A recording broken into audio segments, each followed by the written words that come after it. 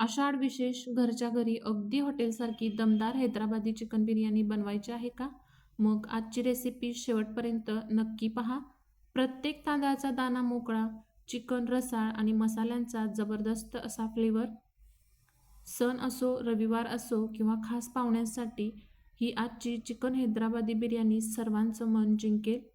एकदा ही बनवली तर बाहेरची बिर्याणी मागवण्याची गरजच पडणार नाही.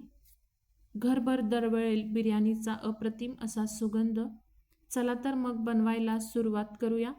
त्या अगोदर चॅनलला सबस्क्राईब केलं नसेल तर चॅनल सबस्क्राईब करून बाजूची बेल घंटा नक्की क्लिक करा.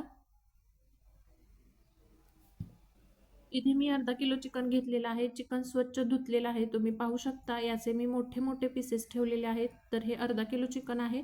त्यासाठी इथे मी 1 चमचा मीठ, 1 चमचा हळद पावडर, त्याचबरोबर 2 चमचे लाल मिरची पावडर.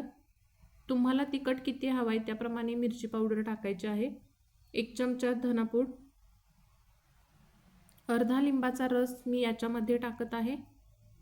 आणि ही आलं लसूण पेस्ट आहे. तर मोठे 2 चमचे इथे आपल्याला आलं लसूण पेस्ट वापरायची आहे.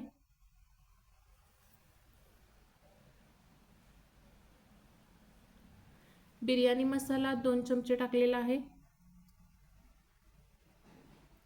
आणि चिकन मसाला 2 चमचे.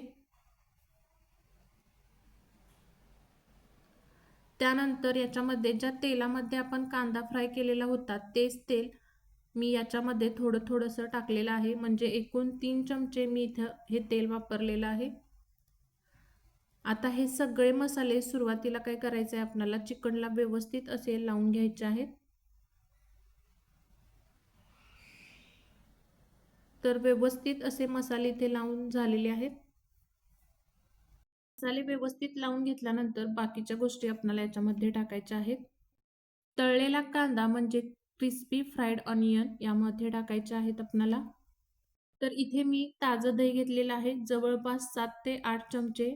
आणि दही जास्त आंबट नसावं आणि जास्त दिवस ठेवलेलंही नसावं, कारण जुन्या दह्याला एक वेगळाच असा स्मेल असतो, तो आपल्याला नको आहे. याच्यामुळे दही नेहमी ताजं वापरायचं आहे. झाल्यानंतर याच्यामध्ये बारीक चिरलेली कोथिंबीर, बारीक कापलेला पुदिना टाकायचा आहे. पुदिना कंपल्सरी आहे, कारण बिर्याणीमध्ये पुदिन्याचा फ्लेवर खूप छान येतो. तर दही, पुदिना, कोथिंबीर चिकनला सगळं असं व्यवस्थित लावून घ्यायचं आहे. आता याला मी मॅरिनेट होण्यासाठी ठेवते आहे. साधारण अर्धा तास आपणाला हे मॅरिनेट होण्यासाठी ठेवायचं आहे. तर इथे मी हैदराबादी बिर्याणी राईस घेतलेला आहे. त्याला मी स्वच्छ 2 वेळा पाण्याने धुतलेला आहे आणि आता याला मी अर्धा तासासाठी भिजत ठेवणार आहे. कोणतीही बिर्याणी बनवताना जो भात आपण बनवतो ना, तो कमीत कमी अर्धा तास तरी भिजत ठेवायचा आहे. तर अर्धा तास होऊन गेलेला आहे. आता मी बिर्याणी राईस बनवत आहे. तर या कढईत मी तो बनवणार आहे. तर इथे मी 2 चमचे तेल घेतलेलं आहे. सुरुवातीला त्यामध्ये 1 चमचा शहाजिरे आणि सगळे जे खडे गरम मसाले आपल्याकडे असतील ते सगळे मी यामध्ये टाकून घेतलेले आहेत.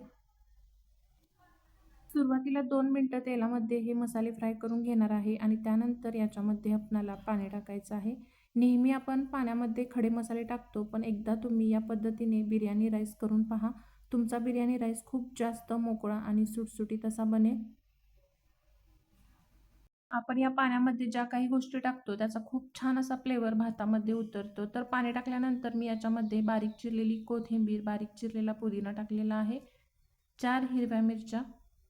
यासोबत इथे आपणाला 1 लिंबाचा रस टाकायचा आहे आणि लिंबाच्या फोडीसुद्धा आपणाला याच्यामध्येच टाकून घ्यायच्या आहेत. तर या लिंबाच्या फोडीसुद्धा मी याच्यामध्येच टाकून दिलेल्या आहेत. त्याचसोबत इथे आपणाला 3 चमचे मीठ टाकायचं आहे. मीठ जास्तच टाकायचं, भाताला हवं तेवढं मीठ भात शोषून घेतो आणि बाकी आपण जे पाणी असतो ते फेकूनच देतो. याला छान अशी उकळी आल्यानंतर आपण जो अर्धा तास भिजवलेला बिर्याणी राईस होता ना, तो याच्यामध्ये टाकून घ्यायचा आहे. आणि बिर्याणी राईस टाकत असताना गॅसची फ्लेम हाय ठेवायची आहे. आपण ज्या वेळेला तांदूळ उकळत्या पाण्यामध्ये टाकतो त्यानंतर जेव्हा याला उकळी यायला लागते ना, त्यानंतर आपणाला याला फक्त 4 ते 5 मिनिटच मीडियम टू हाय फ्लेमवरती उकळून द्यायचं आहे.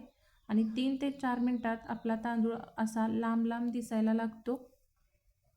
बिर्याणी राईस उकळत्या पाण्यात टाकल्यानंतर 100% आपणाला त्या राईसवरती लक्ष द्यायचं आहे. उकळीमध्ये भात ओव्हरकुक झाला तर आपला बिर्याणी राईस आहे तो पूर्णपणे फसतो. त्याच्यामुळे 60%च आपणाला तांदूळ शिजवून घ्यायचा आहे. 4 ते 5 मिनिटानंतर गॅस बंद केलेला आहे आणि जो शिजलेला अर्धवट भात असतो तो आपण काढून घेत आहे. उकळत्या पाण्यामधून याला जितक्या लवकर होईल तितक्या लवकर एका चाळणीमध्ये काढून घ्यायचा आहे, म्हणजे तो व्यवस्थित असा मोकळा आणि सुटसुटीत होतो. याच्यामध्ये टाकलेल्या लिंबाच्या ज्या फोडी होत्या त्या मी काढून टाकलेल्या आहेत. याने कडवटपणासुद्धा येत नाही भाताला. अशा पद्धतीने आपल्याला चाळणीमध्ये हा भात काढून घ्यायचा आहे. याला मी बाजूला ठेवते आता. आता आपण चिकनची ग्रेव्ही बनवणार आहोत. तर चिकन छान असं मॅरिनेट झालेलं आहे, तुम्ही पाहू शकता. आता याच कढईमध्ये मी बिर्याणी बनवणार आहे. तर या तेलामध्ये मी अगोदर कांदा तळून घेतलेला होता आणि याच्यामध्येच आता मी तमालपत्र टाकत आहे. मसाला वेलची आणि हिरवी वेलची टाकून घेतलेली आहे. आता एक मोठ्या आकाराचा कांदा मी उभा चिरून घेतलेला होता आणि या कांद्याला आता आपणाला लालसर होईपर्यंत फ्राय करून घ्यायचा आहे. तर इथे तुम्ही बघू शकता कांदा छान असा लालसर फ्राय झालेला आहे. याच्यानंतर आपणाला याच्यामध्ये मॅरिनेट करून ठेवलेलं चिकन टाकायचं आहे. आता याला आपणाला 4 ते 5 मिनिटं छान असं हाय फ्लेमवरती फ्राय करून घ्यायचं आहे, म्हणजे त्याचा कच्चेपणा, दह्याचा, मसाल्याचा कच्चेपणा पूर्णपणे निघून जातो आणि ग्रेव्हीला छान अशी टेस्ट येते. आता याच्यावरती आपण झाकण ठेवणार आहोत आणि याला 5 मिनिटं आपण झाकून ठेवणार आहोत.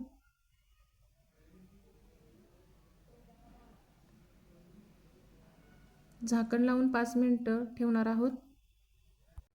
5 मिनिटानंतर झाकण काढून घेऊयात. तुम्ही बघू शकता मस्त असं पाणी सुटलेलं आहे. आता आपणाला याच्यामध्ये थोडंसं पाणी ॲड करायचं आहे. तर याच्यात जवळपास आपणाला 1 ते 1.5 कप इतकं पाणी, गरम पाणी यामध्ये ॲड करायचं आहे आणि याला छान असं मिक्स करायचं आहे.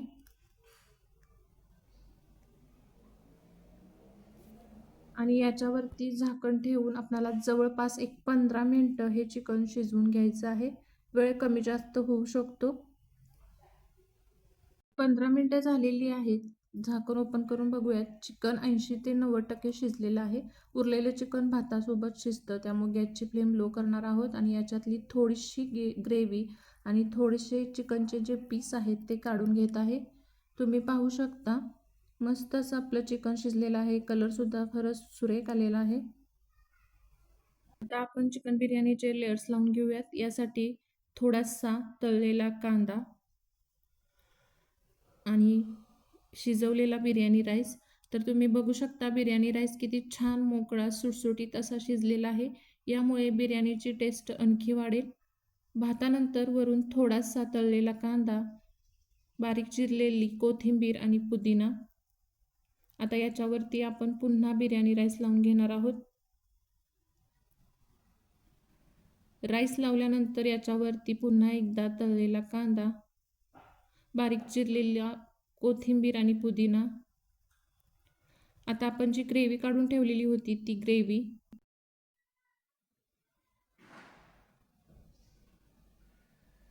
ग्रेव्ही घातल्यानंतर यावरती आता आपण पुन्हा एकदा बिर्याणी राईस लावणार आहोत.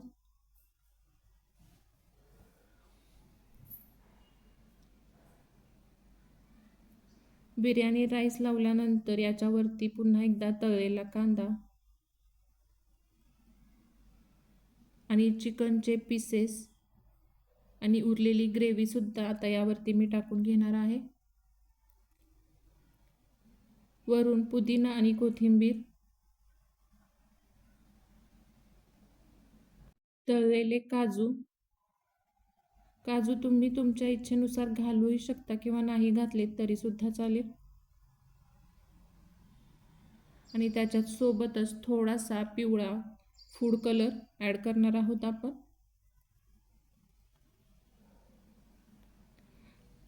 आता बिर्याणीचे लेयर्स लावून झाल्यानंतर गॅसवरती मी तवा ठेवलेला आहे आणि ही कढई आता आपण त्याच्यावरती ठेवणार आहोत. झाकण छान असं लावून घ्यायचं आहे घट्ट, आणि घट्ट झाकण राहण्यासाठी याच्यावरती काहीतरी जाड वस्तू ठेवून घ्यायची आहे. आणि याला एक 15 मिनटं आपण दम देऊन घेणार आहोत.